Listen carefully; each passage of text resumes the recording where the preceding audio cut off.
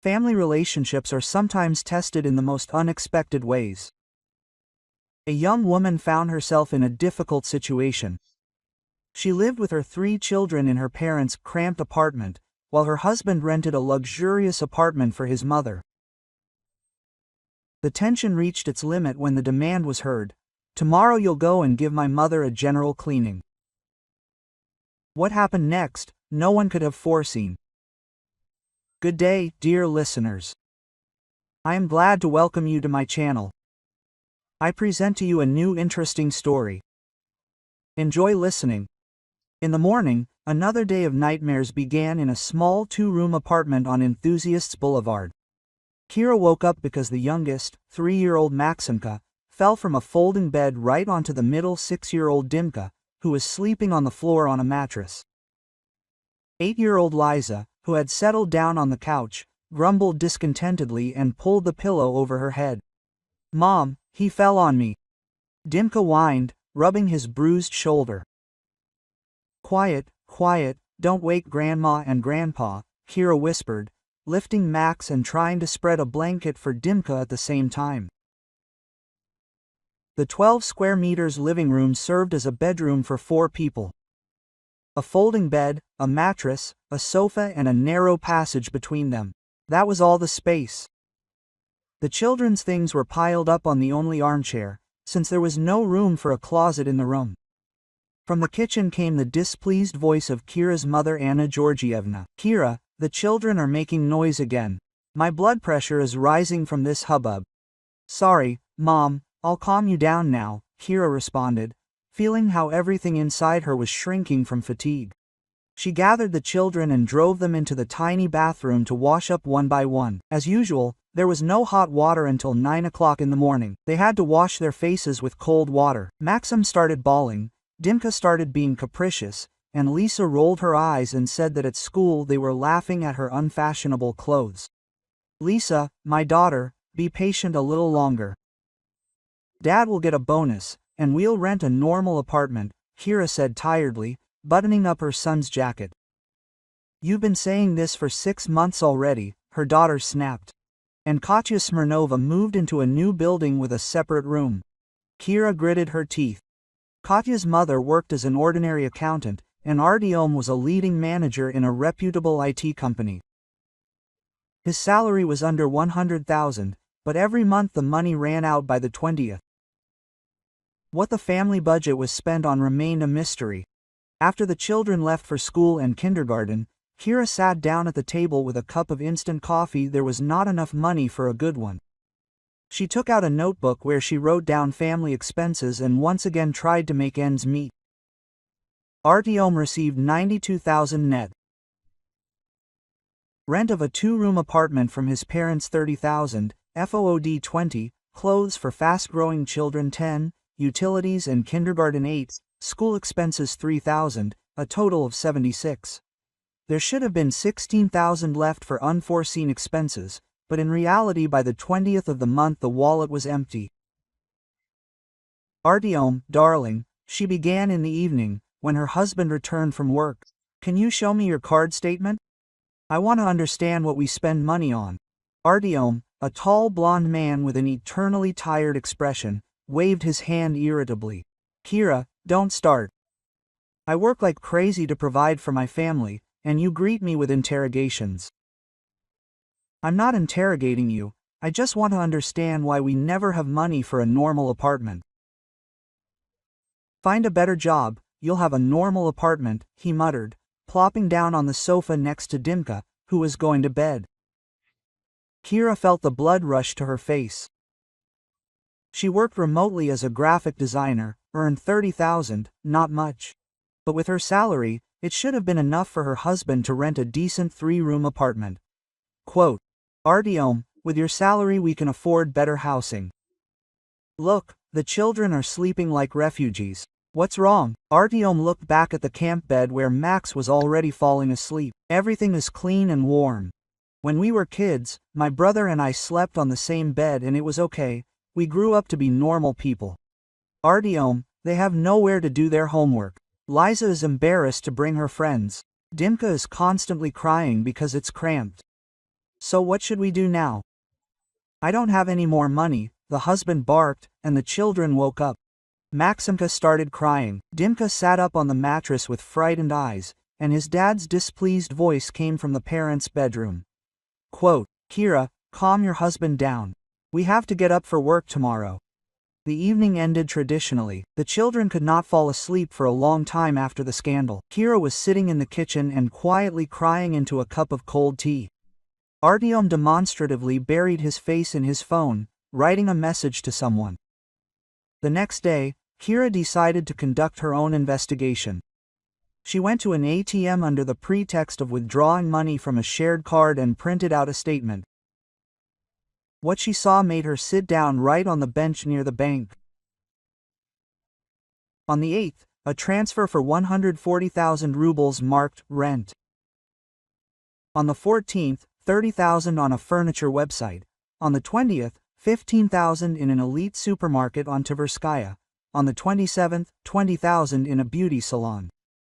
Kira recalculated the amounts 3 times, not believing her eyes.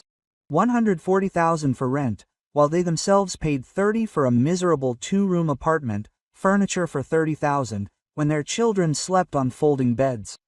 Her hands were shaking as she dialed Artyom's number. Artyom, where are you now? At work? What? I need to talk to you. Very seriously. Kira, I have a meeting in half an hour. Artyom, she exploded.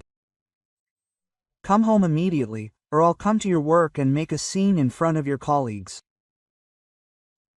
Something in her voice made her husband wary. An hour later, he was standing in the doorway, guiltily shifting from foot to foot. Kira, what happened? She silently handed him the bank statement. Artyom's face first turned pale, then red. Where did you get this? It doesn't matter where it came from. What matters is what it is. 140,000 for rent. Who are you paying that kind of money to? Artyom looked down and mumbled something unintelligible. I didn't catch it. Repeat that. Is this for mom? For your mom? Kira's voice became quiet and dangerous. You rent your mother's apartment for 140,000, while your children sleep on folding beds. Quote. Kira, she is my mother, and they are your children, she screamed, pointing to the sleeping places in the living room. Your mother, a healthy 50-year-old woman who can work and rent her own place. She spent her whole life on me, raising me alone after my father left. And that's why your children have to live like beggars. Artyom looked guiltily at the children's things piled up in the corner, at the folding bed with a sagging mattress, at Lisa, who was doing her homework on the windowsill because there was no table in the room. I thought we could somehow endure it. 2 years, Artyom, we'll endure 2 years while your mother lives on Patriarch's ponds. How do you know about Patriarch's ponds? He was scared. Kira took out her phone and showed him photos from Lydia Stanislavovna's social networks. Selfies against the backdrop of elite interiors, breakfasts on the terrace overlooking the pond, bouquets of flowers in crystal vases. Your mother is not shy about bragging about her luxurious life at our expense. Look, yesterday she bought a mink coat. The price is 80,000 in the comments. That's 2.5 times my salary. Artyom was silent, looking at the photos. In one of them, Lydia Stanislavovna posed in the living room with moldings on the ceiling and parquet made of valuable wood. Quote, she deserves a good life, he said quietly. And your children? Number. Kira pointed to Maxim, who was playing on the floor between the mattresses because there was no room for toys. Look at them, Artyom. Liza is afraid to bring friends, she is ashamed of our poverty. Dimka asks why we live worse than everyone else in his class. Max does not even understand what it is to have your own room. At that moment, Anna Georgievna, Kira's mother, came in with a displeased face. What is all this shouting about? The neighbors will start complaining. Mom, I'm sorry. Kira wiped away her tears. We are discussing family problems here. What problems? Anna Georgievna looked around at the children's things scattered around, the bank statements on the table, and her daughter's tear-stained face. Quote, "There's not enough money again." "There is enough money," Kira said quietly, "it's just that we don't get it." Anna Georgievna took the statement from the table and ran her eyes over the lines. Her face lengthened. Quote, 10,000 for rent. Artyom, are you giving this kind of money to your mother? Artyom remained silent, which was tantamount to a confession. Aren't you ashamed? The mother-in-law was indignant. Your children live in cramped conditions. My grandchildren have no money to buy clothes, and you support your mother like a queen. Anna Georgievna, don't interfere in our family affairs. Artyom tried to snap back, but his voice sounded uncertain. How can I not interfere? My daughter is living in my apartment because of your greed and my mama's boy is suffering. Kira sat down tiredly on a chair. She was exhausted. For 2 years she believed her husband that there really was not enough money. She saved on everything, bought clothes for the children on sales, denied herself the bare necessities, and at that time he was settling his mother in elite housing. Quote, Artyom, she said quietly but clearly, you sort this situation out tomorrow. Either you tell your mother that you can't help her in such quantities anymore, or what, he became wary, or we sort this out differently.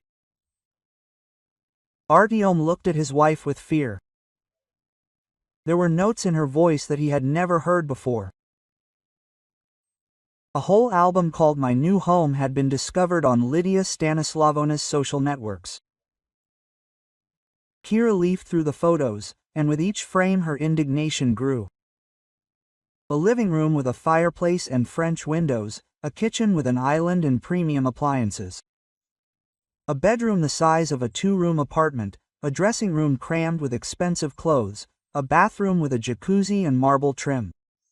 Under each photo were enthusiastic comments from her friends. Lida, you're so great. You're finally living like a queen. Your son tried his best. Now that's what I call it. A real man.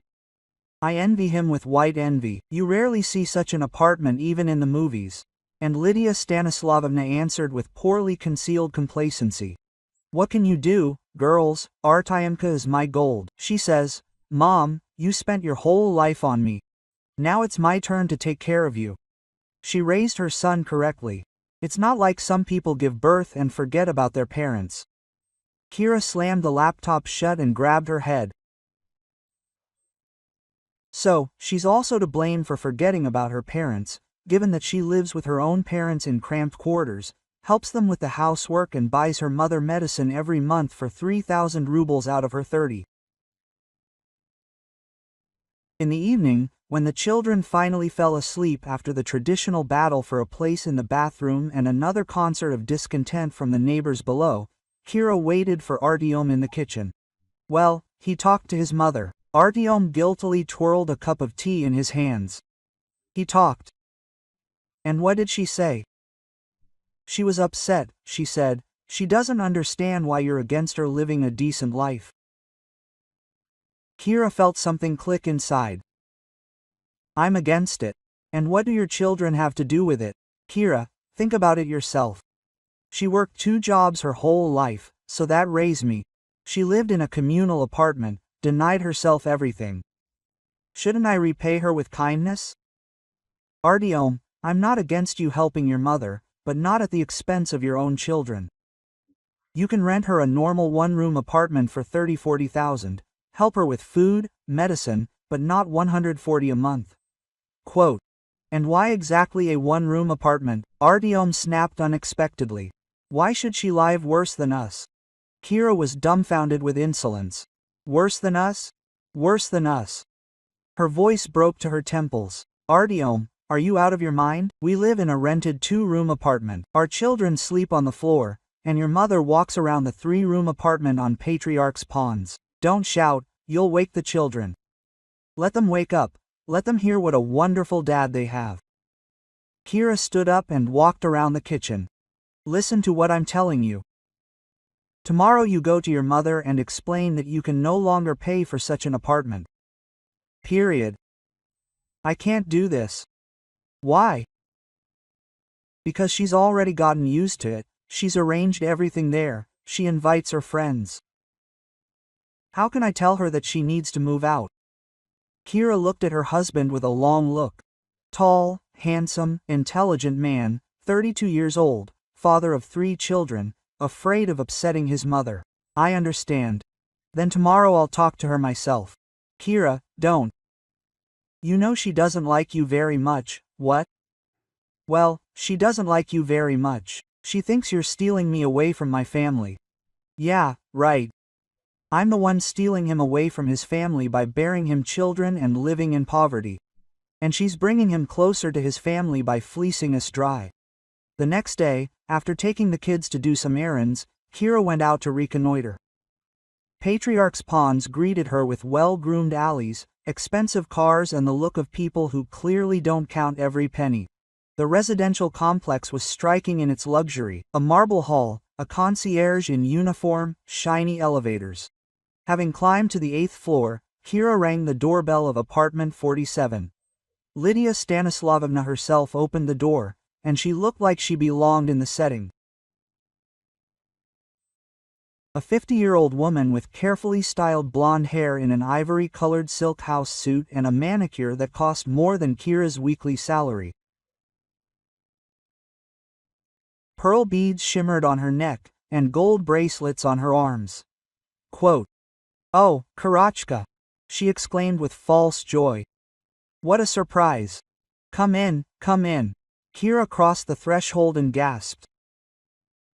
The photos on social networks did not convey even a tenth of the real splendor. Ceilings almost 4 meters high, huge windows overlooking the pond, mahogany parquet, furniture that cost as much as a good car. Quote, "Do you like it?" Lydia Stanislavovna asked proudly. Artyomka tried.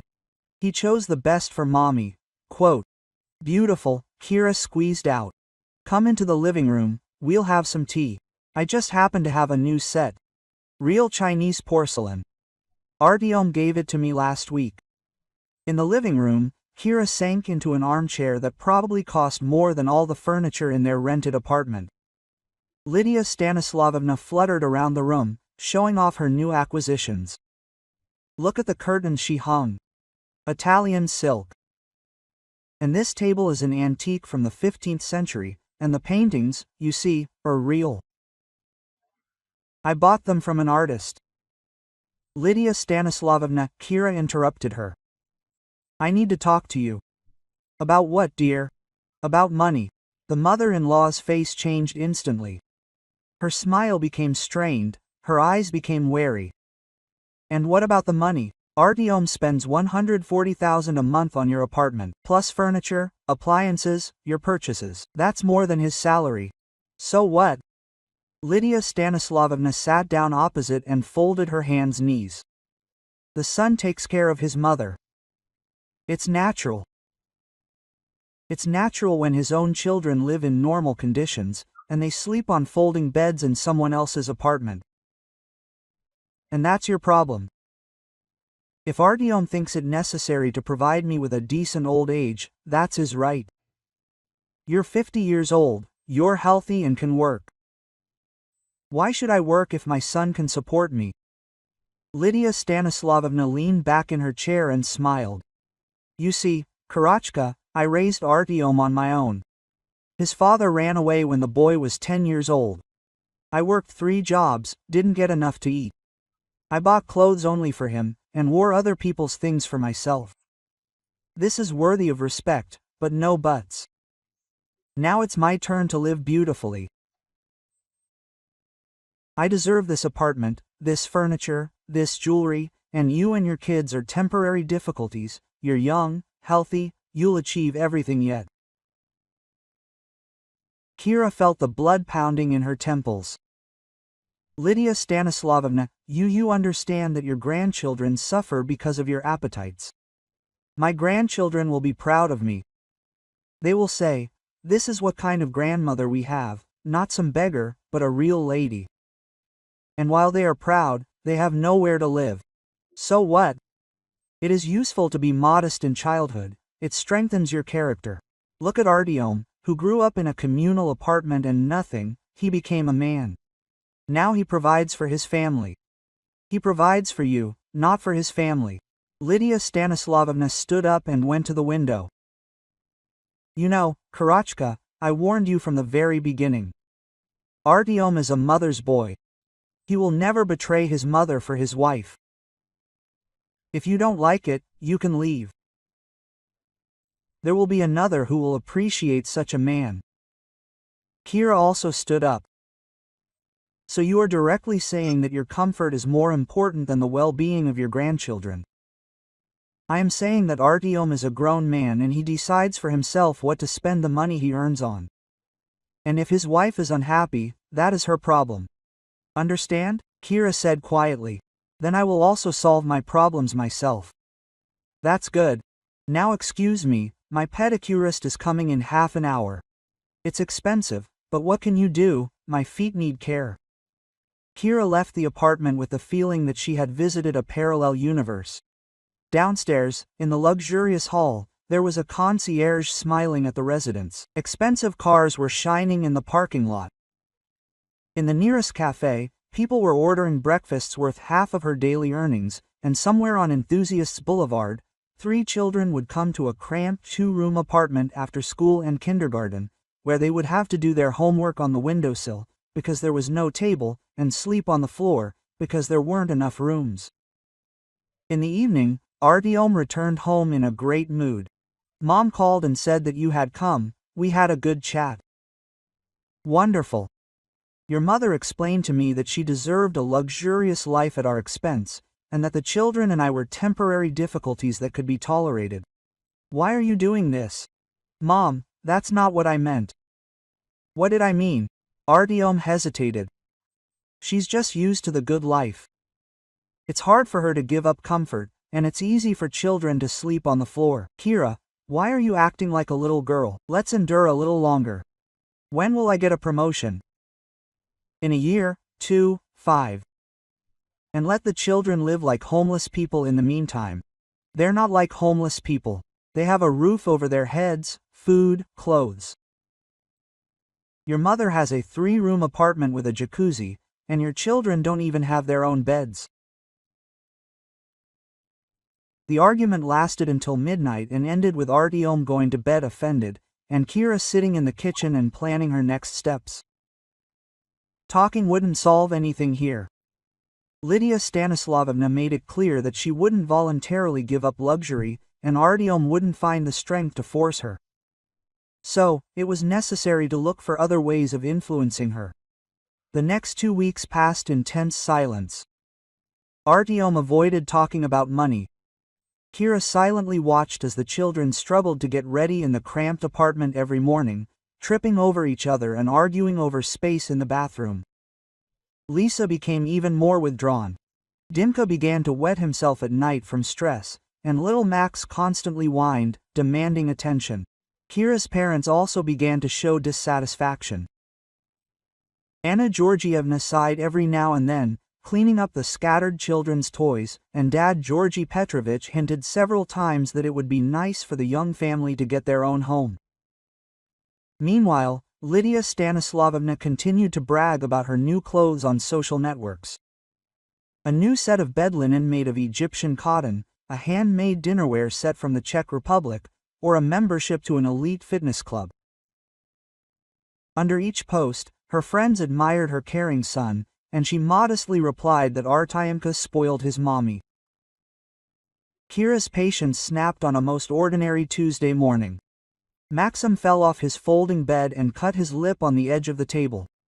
She was treating the wound, Dimka spilled porridge on the only clean trousers, and Liza declared that she would not go to school anymore because she was ashamed of her life. Quote, "Mom, why can't we live like Mishka Korotkov?" Dimka asked when Kira was changing him into spare jeans with holes in the knees. "He has his own room, a computer and even a TV. Be patient a little longer, sunshine." "How much longer do I have to be patient?" Liza stood in the doorway with a backpack on her shoulder. "I'm already ashamed to say where we live. Yesterday Nastia suggested coming to my birthday party, but I didn't know what to answer." Quote, "Fox, my daughter. No need, My daughter. The girl exploded. Daddy makes normal money. Other families live in their apartments on that kind of money, and we huddle like gypsies. It's not fair. Kira felt her insides shrink. Her daughter was right. It really was unfair. In the evening, when the children finally fell asleep after another row about the cramped space, Kira waited for Artyom in the kitchen. He came later than usual, happy and relaxed. Quote, "Where have you been?" she asked. He stopped by my mother's and helped her connect her new washing machine. A German one, with a bunch of functions. Now the laundry will be like at the dry cleaners. Kira slowly raised her eyes. You bought your mother a washing machine? Well, yes. What's the big deal? The old one broke. How much did it cost? Not that much. 70,000. 70,000? Kira's voice broke. Artyom, you bought a washing machine for 70,000 when our children sleep on the floor. Kira, don't start again. I'm not starting, I'm finishing. Kira stood up and walked around the kitchen. Listen to me carefully. Tomorrow you're going to your mother's and telling her that you can no longer support her at this size. Move her to a simpler apartment or move in with her. I don't care, but my children will no longer live in poverty because of your complexes. What other complexes? Are you afraid of your mother? You're afraid that she will be offended by you, stop loving you, find another son, so you are ready to sacrifice your own children. This is not true. Then prove it. Sort out this situation tomorrow. Artyom was silent, then quietly said, and if I can't? Then I will sort it out. The next day, Artyom went to work, promising to think it over. Kira knew that he would not make any decisions.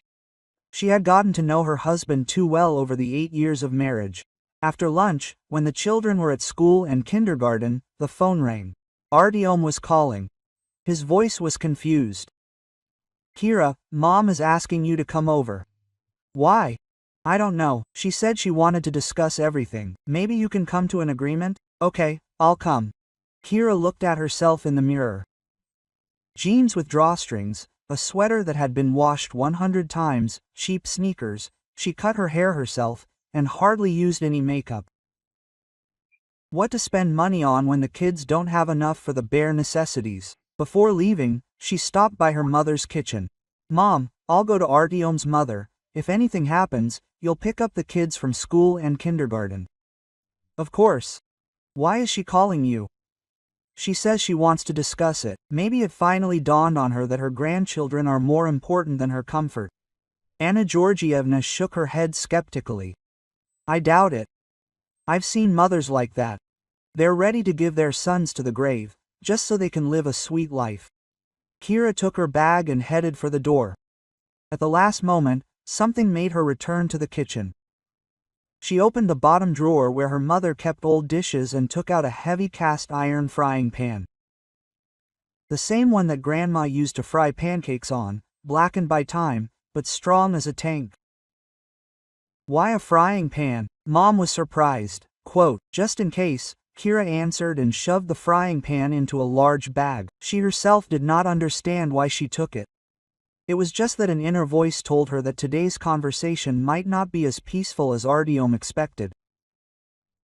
The road to Patriarch seemed endless.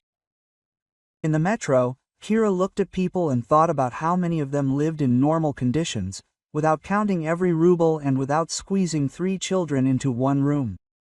Probably the majority. Probably only their family managed to live like beggars with a good salary. At the entrance to an elite building, a constable met her. Who are you going to? To Kitia Stanislavovna Berezovskaya, apartment 47. Go ahead. Elevator to the right. Kira saw her reflection in the elevator mirror. A tired face, dull eyes, cheap clothes. Next to the luxury of this house, she looked like a beggar. Perhaps this was exactly how Lydia Stanislavovna had planned, to show her daughter-in-law the difference in their status. The door of the apartment opened immediately, as if the hostess was standing behind it and waiting. Lydia Stanislavovna was dressed even more provocatively than last time. A silk robe with lace inserts, pearl earrings, gold bracelets on both hands. Even at home, she looked like a queen. Quote, come in, Karachka," she exclaimed with false joy. "How are the children?"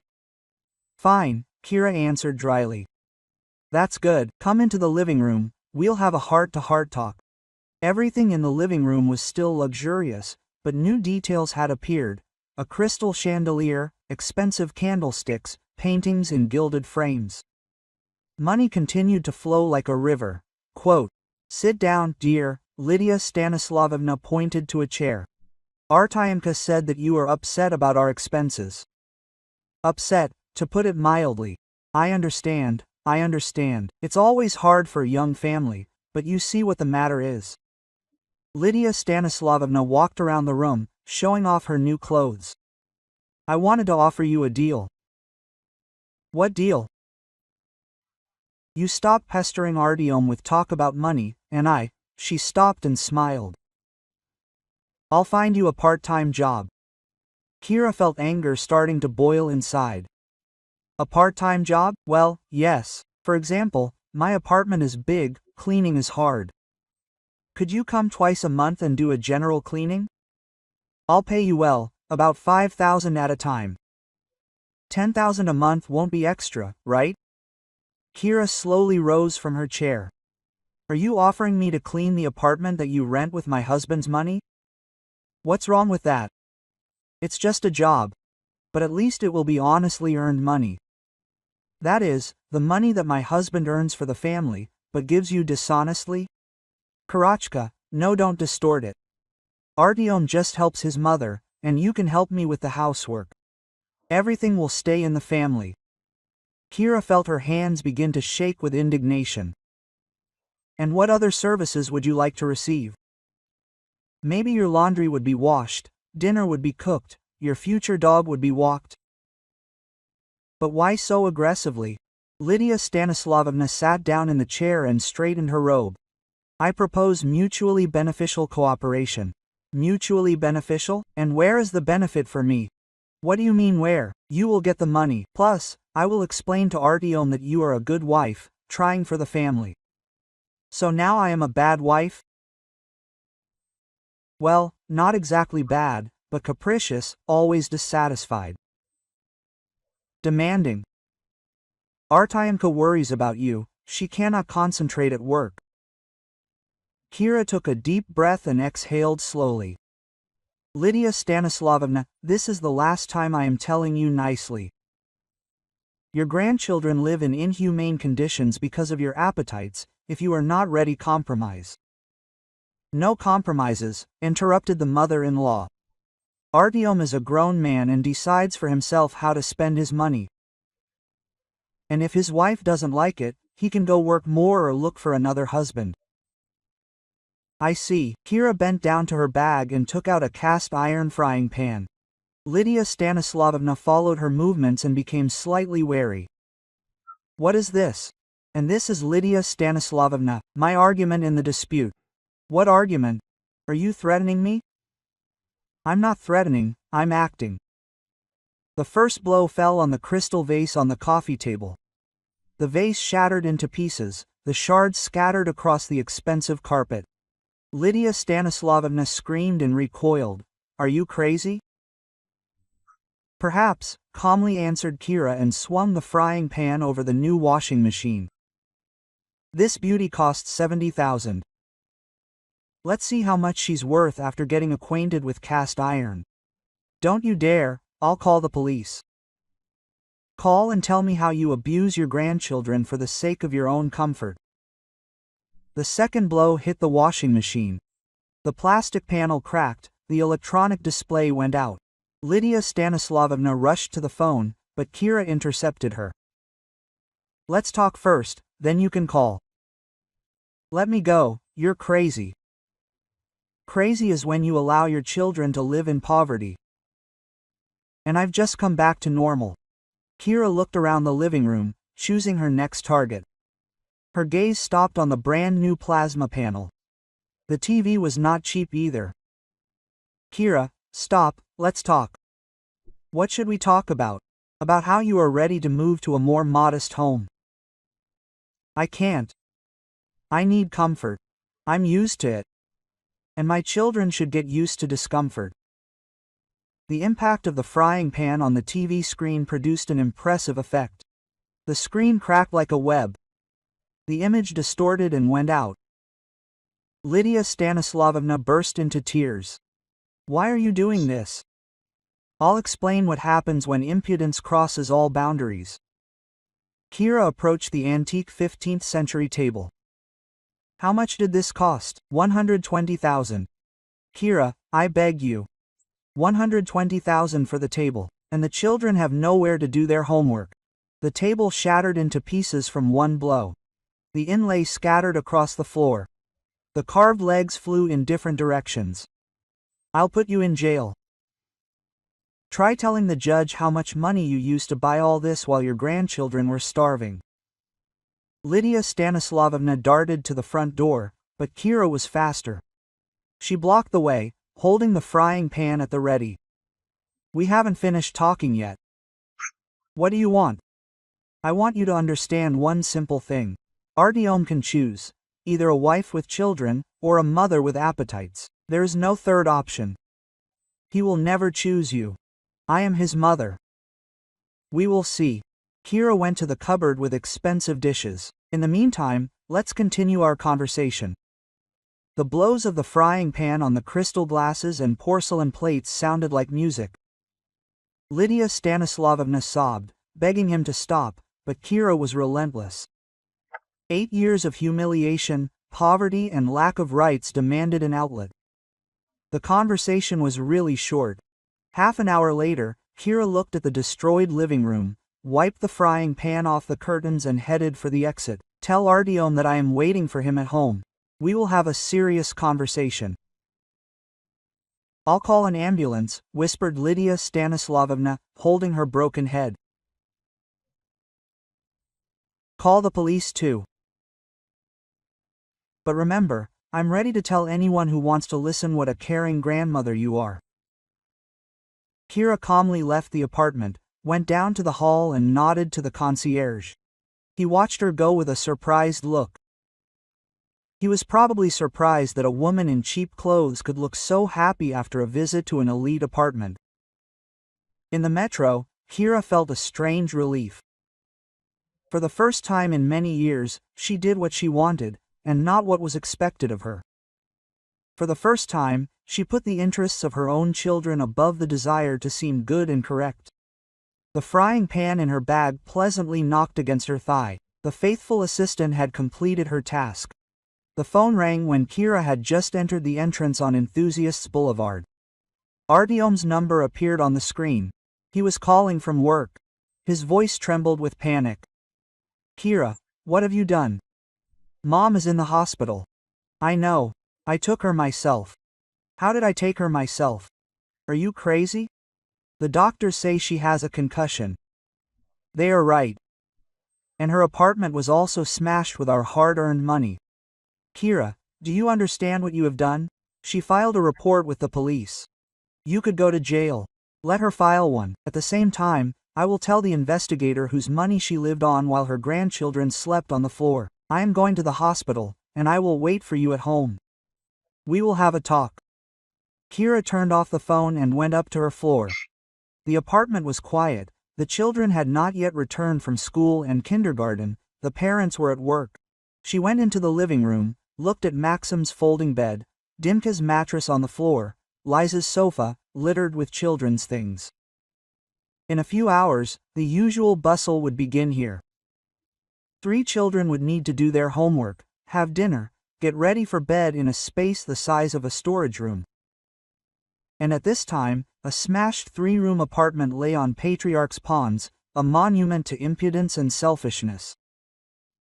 Kira took a cast-iron frying pan out of her bag, washed it in the sink and put it back. The faithful assistant deserved a rest. The children returned almost simultaneously.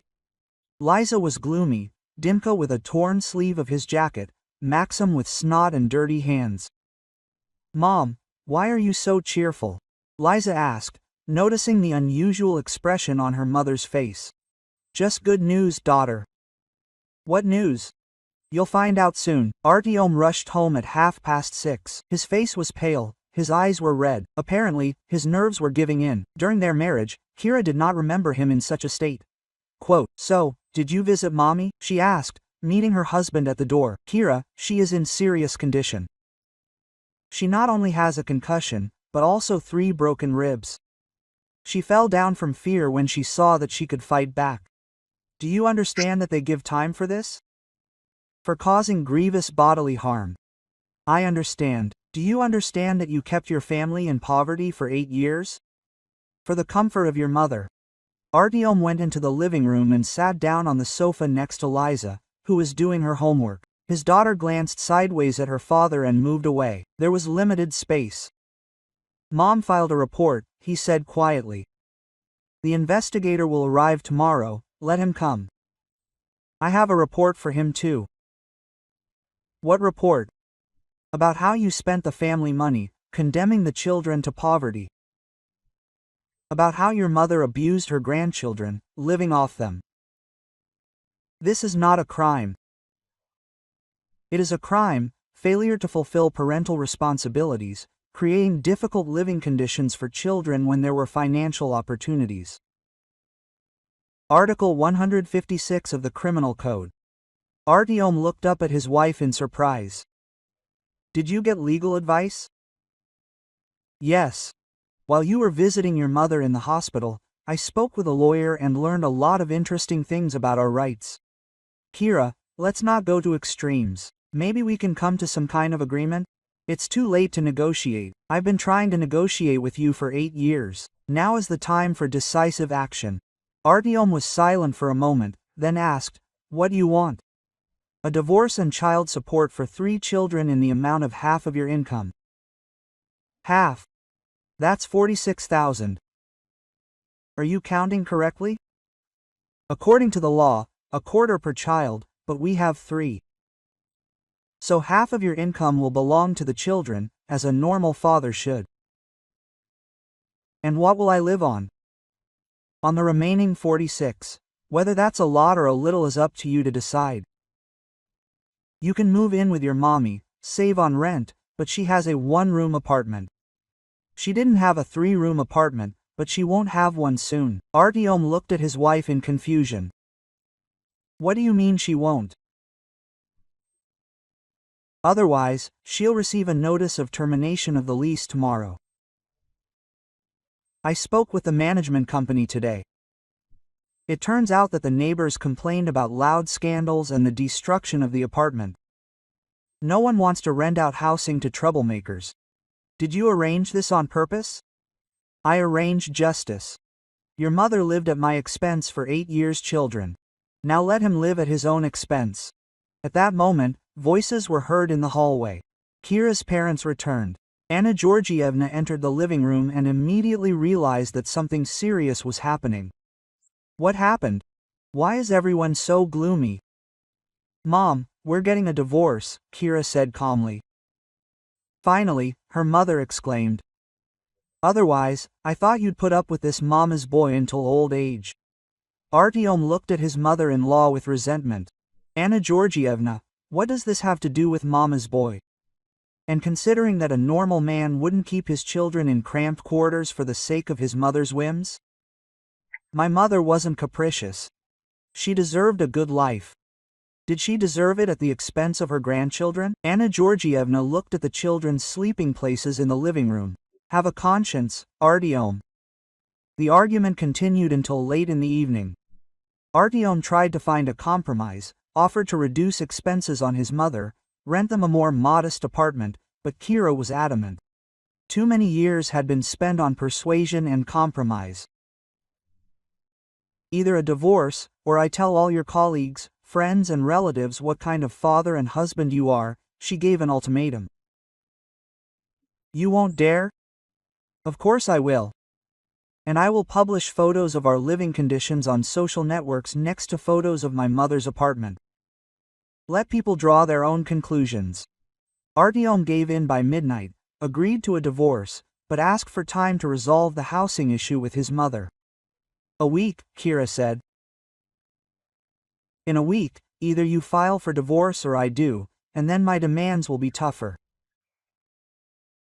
The next day, an investigator did indeed arrive, a young man with a tired face, listened to Lydia Stanislavovna's statement, inspected the scene, and questioned witnesses.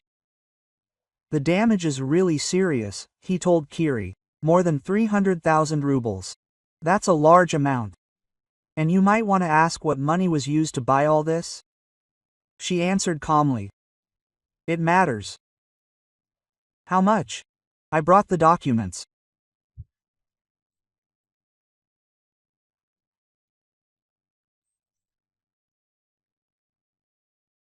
Kira showed the investigator bank statements, income statements, photographs of the children's living conditions, and medical certificates stating that the youngest son wets himself from stress due to the cramped conditions. "You see," she explained, "my husband spent more on supporting his mother than he earned. The children lived in inhumane conditions, and the mother-in-law bought antiques.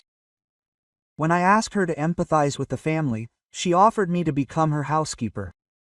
The investigator carefully studied the documents. Indeed, the picture is interesting. "So, you acted in a state of affect, in a state of despair. When you see that your children are suffering because of someone's impudence, it is difficult to remain calm. I understand, the case is complicated, we need to sort it out." A week later, Artyom came home with divorce papers. He looked terrible, he had lost weight, he had grown haggard, deep wrinkles had appeared on his face. Quote, "I signed it," he said, putting the papers on the table. "Are you happy?" "I am happy that my children will finally have a normal life." "And Mom?" "What about Mom? She has nowhere to go, she is being discharged from the hospital, and the apartment has been taken away." "Not taken away, but they refused to renew the contract. A big difference." "Kira, she is still your children's grandmother, who spat on them for 8 years. Let her go to work, like all normal people. She is 50, I am 30, and I worked, raising 3 children, in cramped conditions. And she is a healthy woman without encumbrances." Artyom was silent for a moment, then asked, "Can I at least see the children sometimes?" "Yes, according to the schedule that the court will establish, if you regularly pay alimony." The trial was quick. The investigator closed the criminal case, admitting that Kira acted in a state of affect caused by a long-term psychotraumatic situation. The civil court ordered her to compensate for the damage, but in installments and taking into account her marital status.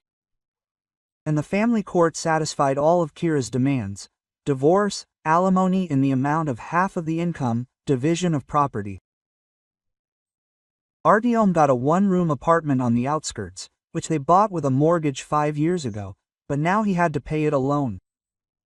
A month after the divorce, Kira rented a normal 3-room apartment not far from the school. Each child now has their own bed. Lisa has her own room. The boys had a common, but spacious, room. The children seemed to come alive. Liza started bringing her girlfriends. Dimka stopped wetting himself. Max started sleeping normally. Quote, "Mom, why didn't we live like this before?" Dimka asked one day, sorting out the toys in his corner of the room. "Because Dad considered Grandma more important than you. And now he considers us more important. Now the law forces him to support you decently." Artyom came on weekends. He rarely picked up the children, there was nowhere to take them. The one-room apartment on the outskirts with a view of the industrial zone was not conducive to a family vacation. In addition, Lydia Stanislavovna now lived there. After being discharged from the hospital and evicted from her elite housing, the former queen of life moved in with her son. They had to huddle together in a 30 square meters apartment.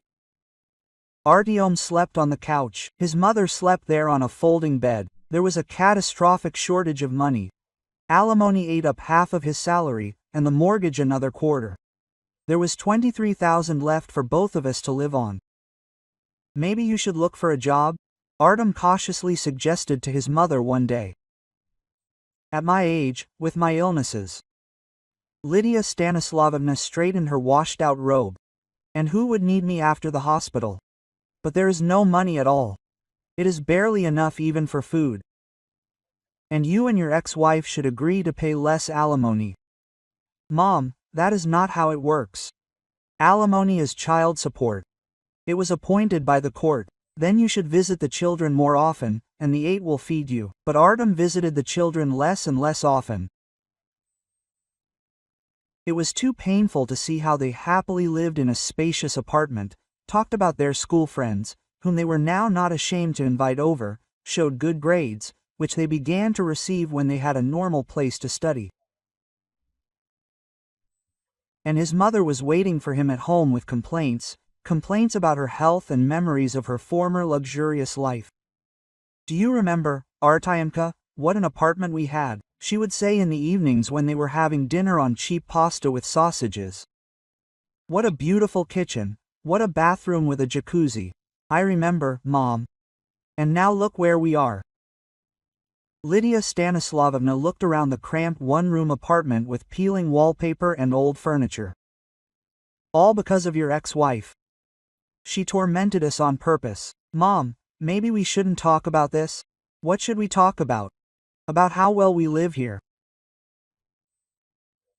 Artyom was silent, finishing his pasta and thinking about how he once had a family, children who loved him and waited for him at home, and now there was only his mother with her endless claims and memories of a lost paradise. Sometimes in the evenings he walked past the house where Kira and the children now lived. A warm light burned in the windows, sometimes children's laughter could be heard. Life went on as usual, happily and calmly. Without him, and in a one-room apartment on the outskirts, the mother waited with new complaints and plans on how to return to the former luxury. Plans that will never come true, because alimony must be paid until the children come of age, and that is another 10 long years.